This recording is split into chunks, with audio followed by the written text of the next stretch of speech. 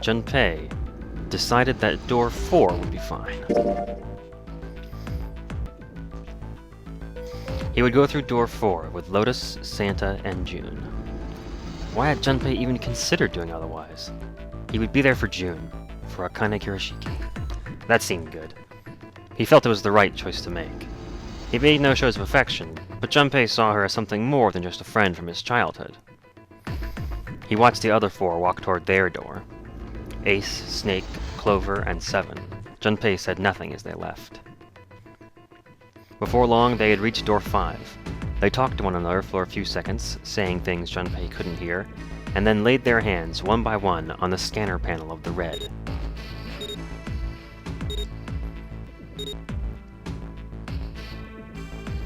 Ace grabbed the lever. His face tight with determination, he turned over his shoulder to look at Junpei and his companions. Goodbye. Be careful.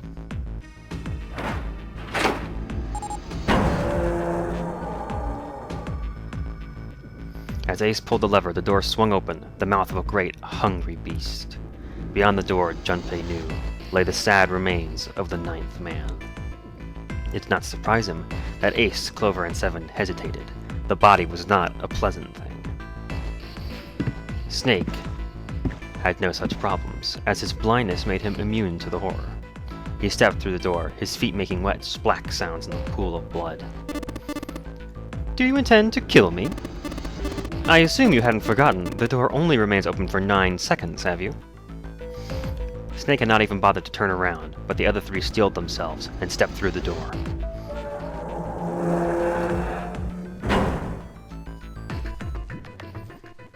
Door 5 swung shut, closing with the heavy finality of metal upon metal.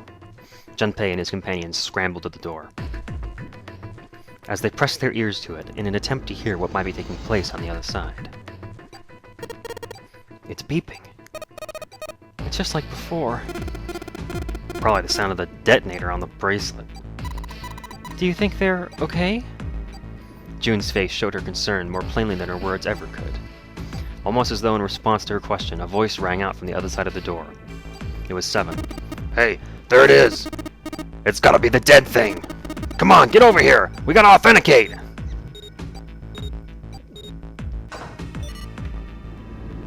The beeping stopped. The sighs of relief were audible even through the heavy door. Oh, looks like it stopped. Junpei and his companions leaned away from the door and breathed a collective sigh of relief of their own. Hey, guys! Are you doing alright over there? They'd heard 7's voice, but it wouldn't hurt to be sure. Yep, we're fine! Despite the recent danger, Clover's voice was as bubbly as ever. Oh, hey, I'm gonna tell you about this whole dead thing, okay? The dead is just like the red, but the color's different. You know how the red was red? Well, the dead is blue. Other than that, it's just like the red. Authenticating is the same too. Awesome, thanks, that helps a lot. Well, we should probably move on now. You be careful out there. Roger that. Junpei and the others left door 5 and headed toward door 4. They stood in front of the red and placed each of their hands upon it.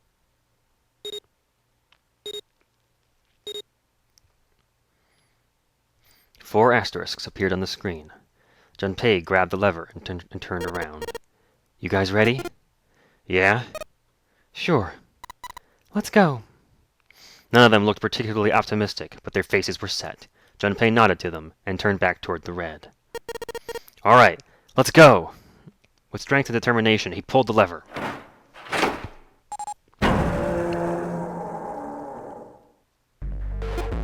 Run! The 4 of them leapt through the door together. The moment they had passed through it, each heard a cold, electronic sound coming from their left wrist. In the center of each bracelet, a red skull appeared and began to flash. The detonator's countdown had begun.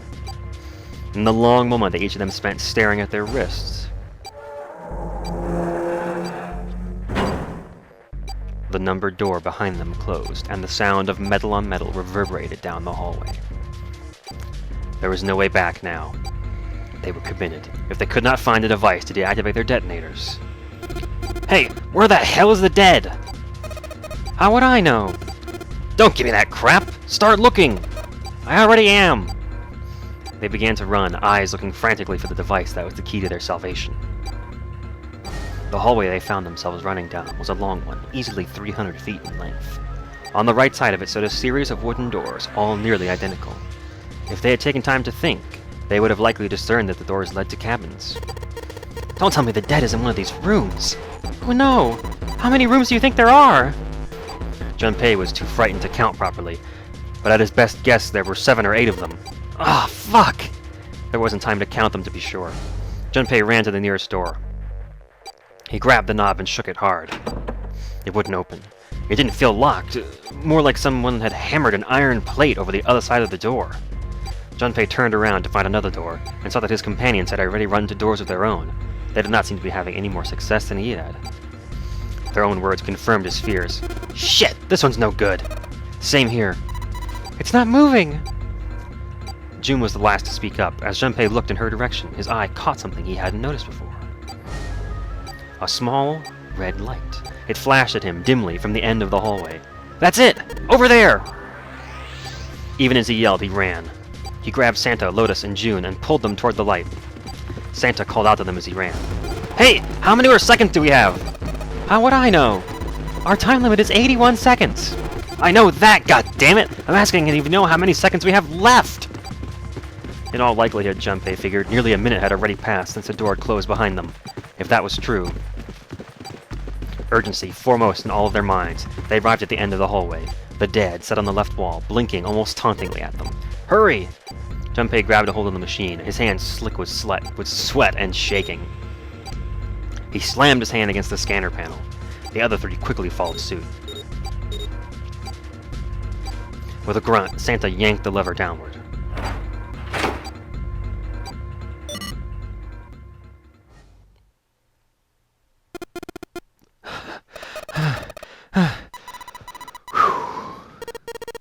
Looks like it stopped.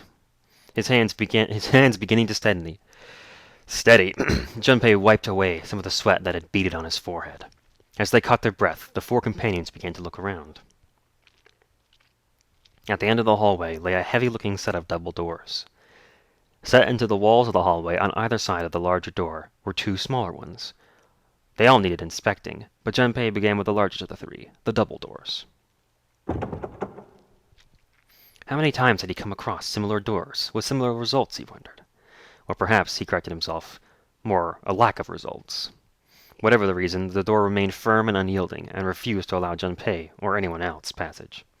Near the handle was a small keyhole. Above the keyhole was a small symbol engraved into the brass. Mail? He wasn't quite sure what to make of it, and stared at it for a moment in confusion. It was June that corrected him. No, that's not the symbol for mail. That's probably the symbol of Mars. Well, technically they're the same symbol, but I saw a number of similar symbols near the main stairway. The symbols of the solar system. The Sun. Saturn. The Earth. At least, that's what I'm assuming. So this isn't the man symbol, it's a symbol for Mars? I think so, yes. While Junpei and June talked, Santa had disappeared. They turned to find him some distance down the hallway. He had gone to check the other doors. Eventually he reached the last of them and jogged back. It took him only a moment to catch his breath again.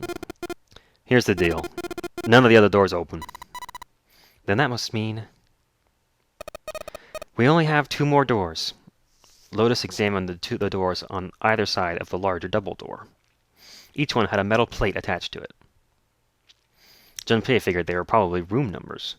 The door on the left read B92, and the door on the right proclaimed that it led to room B93. Alright, let's open them. Yeah. Junpei put his hand on the doorknob for the door that said room 92. Santa moved to the door for room 93. They had made it through the numbered door alive. There was nothing more to be afraid of. Junpei and Santa looked at each other and nodded. 1, 2, 3! In unison, they pushed against their respective doors, and promptly found themselves in a new room. June followed Junpei as he threw open his door. They turned around and saw that the door on the other side was open as well. Through the door was another person, his mouth agape. It was Santa. Hey, it opened. Yeah, it did. Junpei and Santa looked at each other. They had not expected the doors to yield so easily. Lotus's calm voice broke into their thoughts. Maybe this is all part of Zero's plan. I can't say I enjoy being treated like someone's puppet. As she headed for room 93, Lotus continued. Well, now we have these 2 rooms. I'm sure there's something in there that will help us get out of here. Let's find it.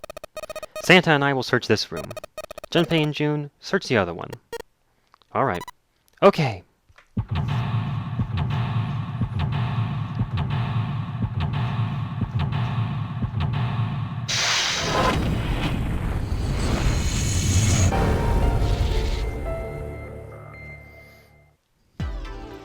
And so, at last, another puzzle section. I can take a breath here. Alright, so let's get exploring here. So these look like nice cabins, I guess. We saw from the overhead view there. Let's look around here. Ah, a box of matches. That's certain to be useful. It's a box of matches. There are matches inside, obviously. Oh, well, thanks, June. Not to get snarky about it. Junpei looked down blankly at what he was holding, then up at June. Oh, yeah, how's your fever? You feeling better now? Yes, I'm feeling fine. June certainly looked fine. Brown cow. Junpei held his hand over her forehead for a few seconds. It seemed her fever really had gone down. Are you worried about me? Oh, dialogue options. Let's, I think that throughout these, I'm gonna have enough time to try all the options, but I'm gonna say that what most people would want to see is let's be nice to her. Why not? So rather than being a typical teenager, I'm gonna say, yeah, I guess I am. Yeah, I guess I am. June blushed and giggled. By the way, Jumpy? How did you end up here? What do you mean? I told you earlier, didn't I? There was a man with a gas mask when you got home at night. You inhaled some white smoke and passed out. When you woke up, you were on the D deck. Yeah, that's it. But is that really the truth? What? Jumpy, are you hiding something from me? No, why would I? Well, if you think about it, this is awfully suspicious. I mean, why would 2 childhood friends bump into each other in a place like this? Hey, I could ask you the same thing. Are you hiding something? What would I hide? Well, I don't know, anything. I mean, you're hiding it, how would I know? You mean, like, the number of men I've dated? Junpei's heart stumbled over itself. Do you want to know? He had to admit, he was a little curious. Don't worry. She smiled at him. Only 18. Times 0. Yeah, I guess I just haven't met Mr. Right yet. June looked a little embarrassed and scratched the back of her head in a desperate attempt to seem nonchalant. Junpei coughed quietly in much the same way. Anyway, I'm not hiding anything. Just like you, Jumpy. When I woke up, I was on D-Deck. Well, you do have a point. I mean, why did Zero pick us? We haven't seen each other since elementary school. June nodded, and for a few moments she had the faraway look of someone deep in thought. Look for what connects the victims. That will lead you to the culprit. Do you remember Seven saying something like that? Yeah, I do. So? Well, that's what I'm saying. I think this must all have something to do with a classmate of ours. You got any ideas who it might be? No, nothing. Oh. Well, if it had something to do with school, then it could be one of our teachers, or maybe the principal. Or the janitor, or the lunch lady? No, I can barely remember any of them. Yeah, I know. Junpei went back to searching, feeling unpleasant and confused. Elementary school. Elementary school. Was there anything strange that had happened to them in elementary school? As he searched the room, he continued to rack his brain. Okay. It's a display case. But there's nothing being displayed. How sad. Looks like the drawers are empty, too. Ah. Jumpy, what are you doing? We don't have the time to be relaxing on a sofa. Oh, my bad. What's in here? Okay. So in this game, you can basically click on almost anything. You see a little cursor appears to show you on the touch screen. You can click on the stupid stuff like the lights if you want. It's light! Even if it's heavy? That's light. Wow. A wooden cupboard. There are cups inside, surprising no one. It's a bottle with water in it. This is a bedroom. They probably have it here because your throat always feels dry when you wake up, you know? My throat's dry, but I think that's because I'm a little nervous right now. Well, we did run a lot, so we're kind of sweaty. Hey, Jumpy, did you want to take a shower together? Whoa! Just kidding. Too late to take it back. My brain's already working out the picture. My throat was dry already. This sure isn't helping. I love the little romance between these two. It's very cute. It's funny because I think Junpei's age... He says he lived in his apartment for 3 years and a few months. I forget exactly. But that was his college apartment. So that would make him about 21, 22. And June's in the same year as him, so she's the same age as well. But they still flirt like middle schoolers. It's really funny. This isn't a painting. It's a map. It looks like a map of this ship's interior. Oh, this is a great find. I think it'll be really useful. Let's take it with us. It's not possible to use the map screen. It's a click and point adventure. You don't really need a map all that much. It's pretty hard to get lost, too. I mean, most of the time you're solving a puzzle that's contained in a couple of rooms, or you're in your story section, and your choices of where to go next are dialogue options, and not like, do I turn left or right? But it can be interesting to look at the map at certain plot points, but when that's done, they actually bring it up for you, so the map screen's not super important or useful. But you can look around if you have some of your own mental strategies, or if you're trying to figure out where you might be headed or predict something. It could be useful. Junpei took one last look at the map, then folded it up and slid it back into his pocket. June looked up as he closed it. This ship is bigger than I thought. Yeah, it's probably about 900 feet long. Must be one of those fancy cruise ships. Of course, it doesn't really look like a cruise ship. Everything in here is really retro. Even if it's some kind of style choice, there's just too much. Do you remember what Zero said? On April 14th, 1912, the famous ocean liner Titanic crashed into an iceberg. After remaining afloat for 2 hours and 40 minutes, it sank beneath the waters of the North Atlantic. Do you think maybe this boat and the Titanic have something to do with each other? That's a good point. I doubt he would have mentioned it if there wasn't a reason. Junpei took a moment to look around the room. Do you think this boat is... the actual Titanic? Bum bum bum bum! No, that's stupid. The actual Titanic is at the bottom of the ocean. And it's like rusted out and gone, right? Although, when did we find the Titanic? Oh, I should know that. I don't know it offhand. So let's say the more intelligent response that it's a replica of the Titanic? A replica? Yeah, you know, like a copy of the actual boat. Who on earth would make something like that? Fans. Crazy Titanic fans. Kate Winslet. Leonardo DiCaprio. No way! Do you even know how much money that would take? I'm sure Leo can afford it. But all they gotta do is break even, you know? Break even? Yeah. They could use it as a cruise ship. Climb aboard, a piece of history, sail around the world on the resurrected Titanic. Hell, with marketing like that, they'd probably have more customers than they'd know what to do with. Do you really think people would want to ride on a ship with such an ominous past? It's the site of the worst accident in history. Over 1,500 people died. I wouldn't be surprised if you'd get cursed just for going. A curse, huh? Jumpy, do you believe in that sort of thing? You know, curses and stuff? I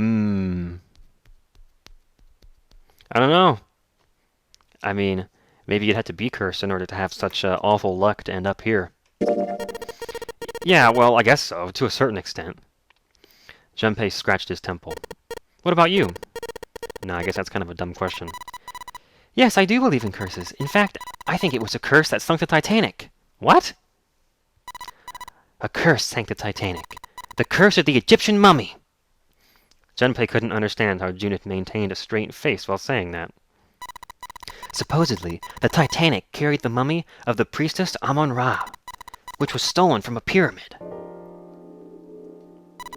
And they say that the mummy had a history. Everyone involved with it died mysterious deaths. Come on, I'm sure you've heard of it before. Those who open the coffin will be forever cursed. Haven't you ever heard that? So you're saying the Titanic sunk because of that curse? That's right. June's eyes lit up with excitement, like a child with a new toy. That mummy, the priestess. Supposedly she was special. What do you mean? Well, supposedly she was really pretty. Pretty? Yes. But she was a mummy. That's right. She wasn't at all shriveled up or rotten or anything. She looked just like she was alive. Oh, I get it. It's that thing, I don't remember the name, where your body turns into some kind of wax. If a dead body is put in the right sort of environment, the fat in it turns into something kind of like candle wax, right? And yes, saponification. But that's not what it was. That's not it. She wasn't wax. Then what was it? They say that she was frozen. What? Frozen? That's right. The whole body was frozen solid. You know how a human body is more than 60% water? Well, all of that water was frozen. The story says that from the time of its discovery, all the way through to when it got put in the Titanic, and even though it was carried through the desert, her body never melted. Joan and Junpei talked a little more, and then went back to their investigation. But even as they did, his mind went back to what she told him. Ice that wouldn't melt even in the desert? Could such a thing really exist? No, even if it did, it wouldn't really be ice anymore, would it? The more he thought about it, the more his head hurt. Like he'd eaten his ice cream too fast. The game does occasionally inject a little humor, so I'm not going to take it too seriously when the game isn't. The chair that goes with the dresser, there's nothing particularly interesting about it. Well, you let me click on it, so there you go. Let's talk about this. This is the mirror for the dresser. And now she's playing with her hair. Does she even realize she's doing that? Hey, we don't have time for that. Come on, it's not like there's anyone here you need to impress. Yes, there is. Who? What? Why are you so quiet all of a sudden? Ugh, forget it, Jumpy. Junpei is so naive, it's hilarious. It's a dresser. There's nothing on top. Ah! The dresser key. A key! Do you think it's the key to the dresser? That'd be weird, to leave a key in an unlocked drawer that key would lock. I don't see much point to it. That vase looks expensive. I wonder how much we could get for it. Are you gonna steal it? The heck is this? This is kind of a weird looking picture.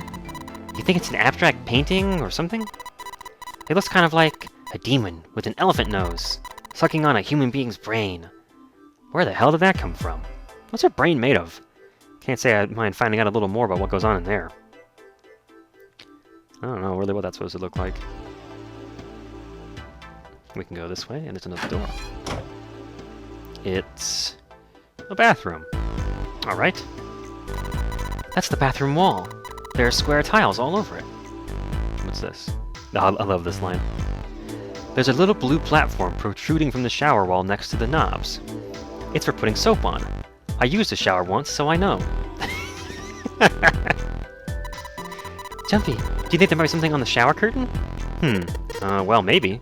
You want to try closing it? There doesn't seem to be anything here. Yeah, you're right. Let's put it back. A collection of full and partially depleted rolls of toilet paper. Someone was well prepared. There's nothing too suspicious about it. How about the toilet tank? I'll check the toilet.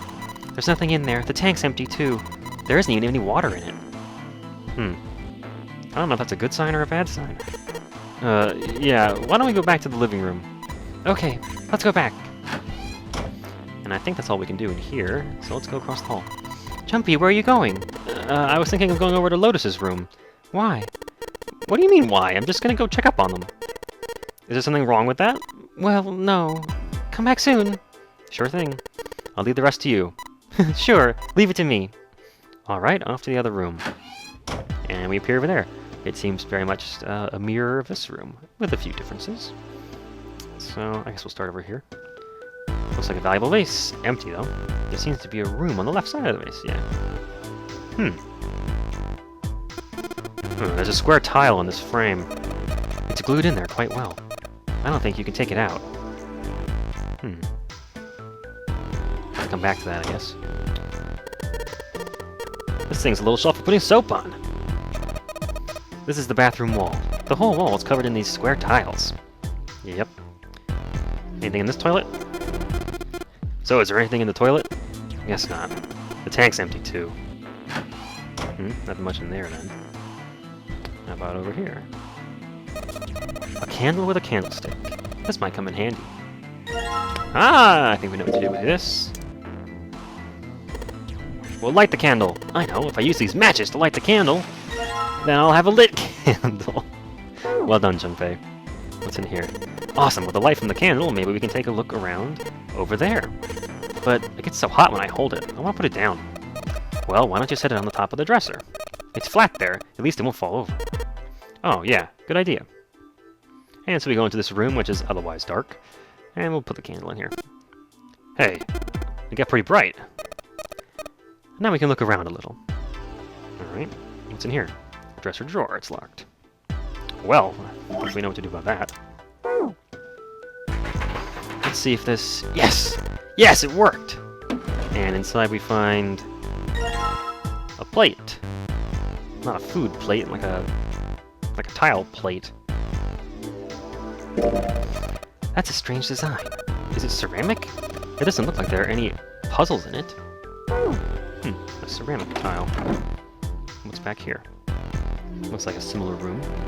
There's a picture of an old cruise ship. Is it the Titanic? What about the bed? 2 pillows in a pile. Oh. A pile of pillows. Is that supposed to be some kind of joke? Hey, calm down! Curtain. Looks like a shower-type curtain. Okay. Oh, what? Huh? Hey, what the hell? It just got dark all of a sudden. Maybe the candle got blown out. We should go see. Doesn't look blown out to me. It looks burnt out. There's a candlestick covered in melted wax on top of the dresser. Hey, what's this? The top of the candlestick looks kind of weird. You're right. It's all bumpy. So you can't really tell from the picture down here, so they had to tell you. Candlestick-shaped key. The part of the candlestick where the candle goes looks like a key. A key, huh? I think I ran into a lock I couldn't open earlier. Well, we already unlocked this dresser, so it's not for that. What about this thing?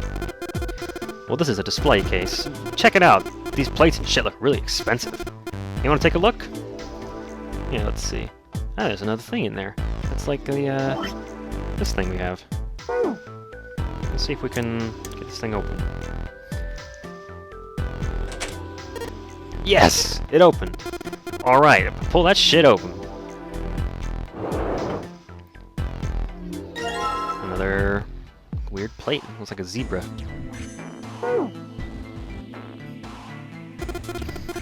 Hey, Junpei, you got a minute? Santa had shown up out of nowhere and gave Junpei no small start. Here, take this. Santa pulled something out of his pocket. It looked like a bookmark. It had a 4-leaf clover in it. What is this? I found it in between some of the cushions on the sofa. Pretty sure it ain't gonna be any help to us, but I figured we might as well hang on to it anyway. Then why don't you hang on to it? Santa gave him a wry smile. You know what I hate most in the world? I got 4 things. Hope, faith, love, and luck. Hope, faith, love, and luck? Damn straight. And you hate these things? Yeah, you got a problem with that? Not really, but Junpei tried to figure out how best to phrase what he wanted to say. What does a bookmark have to do with any of that? Santa scratched the back of his ear and looked awkward. Well, see, each leaf on the 4-leaf clover has a meaning to it, okay? And that meaning is pretty much those 4 words. It's like a flower language. I guess it's not a flower, is it? So, a leaf language, I guess. Yeah, you could call them leaf words. Leaf words? Junpei looked at the bookmark. Hope, faith, love, and luck. So, yeah, I want you to take it, okay? Just touching it gives me the creeps. Take the damn thing, alright? Santa pretended to shiver with disgust, and shoved the bookmark into Junpei's confused hands. Junpei... we'll take it. It's just a bookmark. It's not like it's heavy. Decided to take it. After all, why shouldn't he? Alright, sure, I'll take it. He shoved the thing into his pocket and gave Santa a last confused look. Phew! Man, I feel a lot better now. That thing was a real pain, you know? Do you really hate those 4 words that much? Yeah, well, they can betray you, you know? Hope, faith, love, even your destiny. What had happened to Santa, Junpei wondered. How did he become such a bitter person? For a moment, they looked at each other. Well, that's not my only reason. What? That's not the only reason I hate the four-leaf clover. I just can't bring myself to like the number 4. What, worried about the 4 horsemen? Nah. Come on, man, that's just silly. Maybe back in the Dark Ages, that kind of crap scared people. But this is the 21st century, and I'm a 21st century guy. And why do you hate 4 so much? Because it's a half-ass number. Not the best or the worst. That's why. What? 9 is a way better number. So what if it's last place, right?